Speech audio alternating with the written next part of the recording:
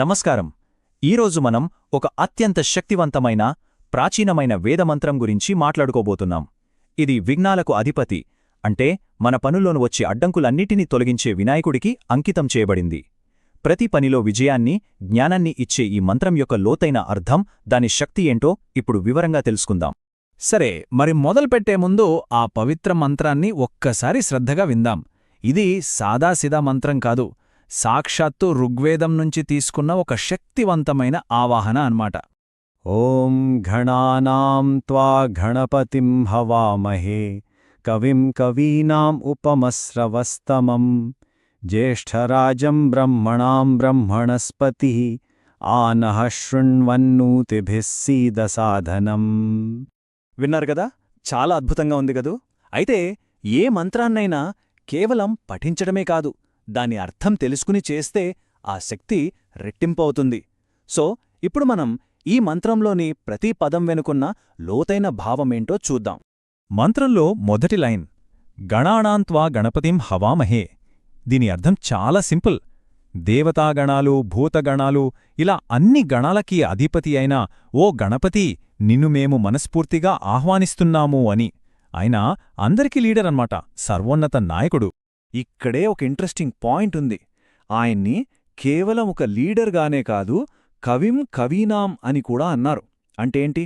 కవులకే కవి అంటే అంతటి గొప్ప జ్ఞాని అని, అత్యంత కీర్తిప్రతిష్టలున్నవాడని, శ్రేష్ఠుడైన రాజు అని కూడా అర్థం. ఇదంతా ఆయనకున్న అపారమైన ప్రజ్ఞకు నిదర్శనం. ఇక చూడండి, ఇక్కడ వినాయకుడిని బ్రహ్మణస్పతి అనే ఒక ప్రత్యేకమైన పేరుతో పిలుస్తున్నారు. దీనికర్థమేంటంటే వేద జ్ఞానానికి అంటే వేదాలకి, పవిత్ర మంత్రాలకి ఆయనే అధిపతి, హెడ్ అన్నమాట. అందుకే కదా విద్యార్థులకు, జ్ఞానాన్ని కోరుకునే వాళ్ళకి ఈ మంత్రం జపించడం ఎంతో మేలు చేస్తుంది. ఇక మంత్రం చివర్లో ఒక వినయపూర్వకమైన అభ్యర్థనుంది. స్వామీ, మా ప్రార్థనలు విను, నీ ఆశీస్సులతో మాతో ఉండు, మేము మొదలుపెట్టే పనులన్నీ విజయవంతమయ్యేలా చూడు అని వేడుకుంటున్నామన్నమాట. సో బేసికల్లీ ఇదే ఈ మంత్రం యొక్క సారాంశం. సరే, ఇప్పటిదాకా మనం మంత్రం అర్థం తెలుసుకుందాం కదా. ఇప్పుడు చాలా ముఖ్యమైన విషయం, ఈ మంత్రాన్ని ఎలా పఠించాలి, ఏవైనా నియమాలు పాటించాలా, వాటి గురించి చూద్దాం. ఎందుకంటే సరైన పద్ధతిలో చేస్తేనే పూర్తి ఫలితం ఉంటుంది. ఈ మంత్రాన్ని చదవడానికి కొన్ని బెస్ట్ టైమ్స్ ఉన్నాయి. రోజూ ఉదయాన్నే బ్రాహ్మీ ముహూర్తంలో లేదా సూర్యోదయం తర్వాత చేస్తే చాలా మంచిది. అలాగే వినాయకుడికిష్టమైన బుధవారం కానీ, గణేష్ చతుర్థి లాంటి పండుగ రోజుల్లో కాని చేస్తే దాని ప్రభావం ఇంకా పెరుగుతుంది. ఇక అన్నింటికన్నా ముఖ్యంగా ఏదైనా కొత్త పని మొదలుపెట్టే ముందు, అది పరీక్ష కావచ్చు, కొత్త జాబ్ కావచ్చు, ఈ మంత్రం చదివి మొదలుపెడితే అడ్డంకులు రాకుండా ఉంటాయి. ఇక జపం మొదలుపెట్టే ముందు కొన్ని చిన్న చిన్న ప్రిపరేషన్స్ చేసుకోవాలి. ముందుగా స్నానం చేసి శుభ్రమైన బట్టలు వేసుకోవాలి. తర్వాత తూర్పు లేదా ఉత్తరం వైపు ఫేస్ చేసుకుని కూర్చోవాలి.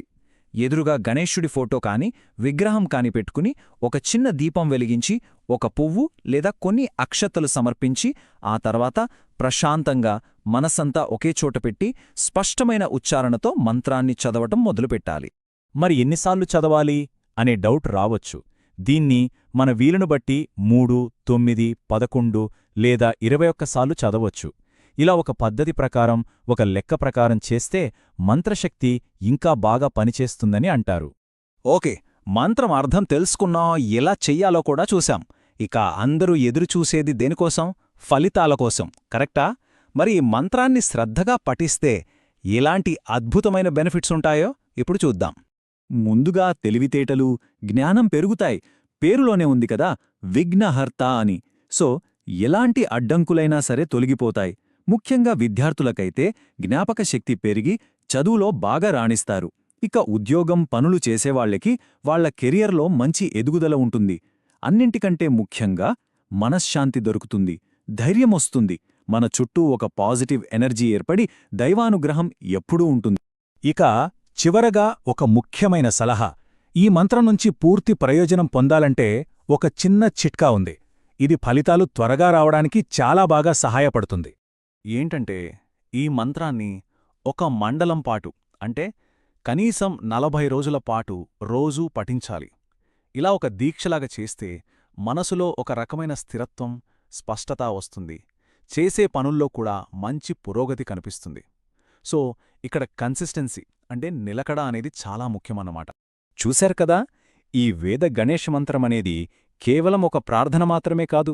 ఇది విజయాన్ని, జ్ఞానాన్ని, మనశ్శాంతిని ఇలా అన్నింటినీ ఇచ్చే ఒక శక్తివంతమైన సాధనంలాంటిది.